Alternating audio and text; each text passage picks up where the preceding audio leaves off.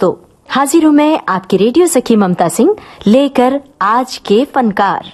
एक लेखक जो बाद में बने निर्देशक और फिर बने निर्माता, उसके बाद तो छा गए फिल्म संसार में ऐसे सफल फिल्मकार कम ही हुए हैं। तो आज के फनकार कार्यक्रम में है लेखक, निर्माता और निर्देशक नासिर हुसैन की याद।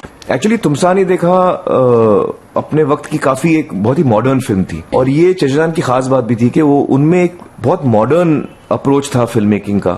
किरदारों को जिस तरह से लिखते थे, वो उनके फीमेल कैरेक्टर्स बड़े मॉडर्न होते थे हमेशा। और जब उन्होंने पहली फिल्म बनाई, जो मुझे याद है, जो मुझे कहते थे, क्योंकि मैं उस वक्त था नहीं, पैदा भी नहीं हुआ था उस वक्त, तो जो मैं कहानियां सुनी मैंने उनसे, तो वो बड़ी मुश्किल से बनी थी फिल्म, क्योंकि वो उनकी पहली फिल्म थी। और उन्होंने जो कहानी लिखी, तो उन्होंने कहा था, Tolaram Jalan was the producer, उन्होंने कहा था कि भाई मैं ये कहानी मैं नहीं देना चाह रहा हूं, मैं खुद डायरेक्ट करूंगा। तो अल्टीमेटली तोलाराम जलान जी ने उनको चांस दिया कि चलो ठीक है आप बनाओ। और जब उन्होंने बनाई तो काफी कम बजट में बनी, मतलब बहुत, क्योंकि पहले ही फिल्म बन रही थी तो लोगों को इतना भरोसा भी नहीं होता है, तो उनको तो मौका मिल रहा था, तो उन्होंने की फिल्म। जो कास्ट उनको चाहिए थी उस वक्त, देव साहब के पास गए थे वो, और भी एक्टरों के पास गए थे, लेकिन किसी ने हाँ नहीं करा, उस वक्त के जो टॉप स्टार्स थे। और तोलाराम जलान जी ने फिर उनसे कहा कि भाई मेरे पास शम्मी कपूर साइन है, तुम उनको लेके बनाओ। और उस वक्त शम्मी अंकल का बुरा चल रहा था। उनकी जब से उनकी पहली फिल्म रिलीज हुई थी, तब से उनकी कोई फिल्म हिट नहीं हुई थी, सारी फिल्में नाकामयाब रही थी, और शायद कुछ 10-11 फिल्में ऐसी आई थी जो नाकामयाब रही थी।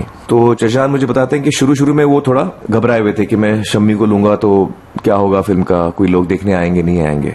लेकिन फिर उनके पास कोई चॉइस नहीं था, उनको शम्मी अंकल के साथ ही करना पड़ा, क्योंकि और कोई एक्टर उनके साथ काम नहीं कर रहा था काम करने को तैयार नहीं था। अमिता जी उस फिल्म की हीरोइन थी, जो वो भी नई थी, she was a new actor for that time. मुझे उन्होंने ये भी बताया कि मुझे सिर्फ 3 दिन का आउटडोर मिला, 3 दिन का मुझे आउटडोर दिया गया। प्रोड्यूसर ने कहा कि जो कुछ शूट करना है, गाना वाना करना है, 3 दिन। और ये जो गोरबंदर रोड है ना, मुंबई से आगे निकल के गोरबंदर रोड जो है, थोड़ा 1 घंटा 2 घंटा यहाँ से, वहां पे उन्होंने अपना आउटडोर शूट किया। जो कुछ गाने वाने करने थे वो वहां पे किया। कश्मीर, ऊटी, मतलब खंडाला तक भी नहीं पहुंचे वो। इस तरह से उन्होंने शूट किया है, जिस रफ्तार से शूट किया है, जिस एनर्जी से शूट किया है, वो पता नहीं लगता आपको। डेट्स भी कम मिले थे, जैसे आउटडोर के लिए 3 ही दिन मिले हैं, जी काम है वो कर लो 3 दिन में। बहुत अच्छा। नासिर हुसैन का शुरुआती दौर में नासिर हुसैन ने फिल्म संसार की बुलंद हस्ती AR कारदार के साथ काम किया। सन 1948 में उनका प्रवेश फिल्मिस्तान में हुआ बतौर लेखक। तब कोई नहीं जानता था कि नासिर हुसैन की कलम से निकलेंगी एक से एक कामयाब फिल्में। आइए अब उस दौर के नासिर हुसैन की कुछ फिल्मों के नाम ले लिए जाएं। सन 1953 फिल्म अनारकली, सन 1955 मुनीम जी। नासिर हुसैन के कदम पहली फिल्म थी। फिल्मिस्तान स्टूडियो की इस फिल्म ने सफलता का नया इतिहास रचा।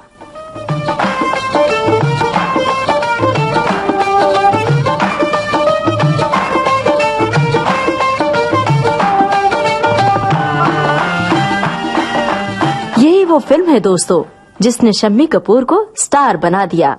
इस फिल्म के जरिए उनका एक नया रूप सामने आया, जिसमें उनकी पेंसिल कट मूछें गायब थीं और बाल नए अंदाज में संवारे गए थे। और थिरकने की दिल दे के संसार में आशा पारेख का आगमन हुआ, जिन्होंने दिल दे के देखो से लेकर कारमा तक नासिर हुसैन की हर फिल्म में शख्स थे दोस्तों, जो अपनी कामयाबी के जरिए न सिर्फ इतिहास बना रहे थे, बल्कि नई चुनौतियों को भी स्वीकार कर रहे थे। उन्होंने अपना बैनर स्थापित किया, नासिर हुसैन फिल्म्स, और इस बैनर की फिल्में कामयाबी का बिगुल बजाती नजर। एक रोमांटिक फिल्मकार थे। नायक नायिका अनायास ही कैसे एक दूसरे की प्रेम की डोर में बन जाते हैं, ये दिखाने में उन्हें बड़ा मजा आता था। उनके तमाम शुमार बेहद कसी हुई, कामयाब और सस्पेंस फिल्मों में होता है।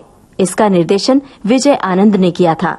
ये चाहता है कि नासिर हुसैन एक ही कहानी को बार बार फिल्मी पर्दे पर दिखाते रहे, लेकिन तमाम इल्जाम के बावजूद नए ढंग से कही गई वही कहानी हर बार नई और कामयाब रही।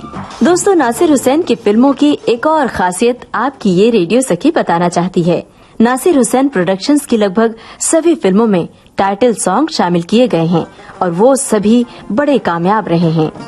में बहुत कामयाब नहीं रही, लेकिन उनकी सभी फिल्मों का संगीत आज रचा।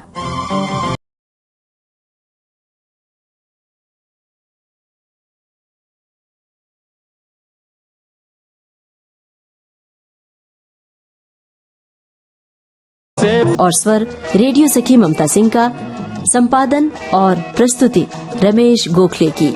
अब दीजिए इजाजत, नमस्कार।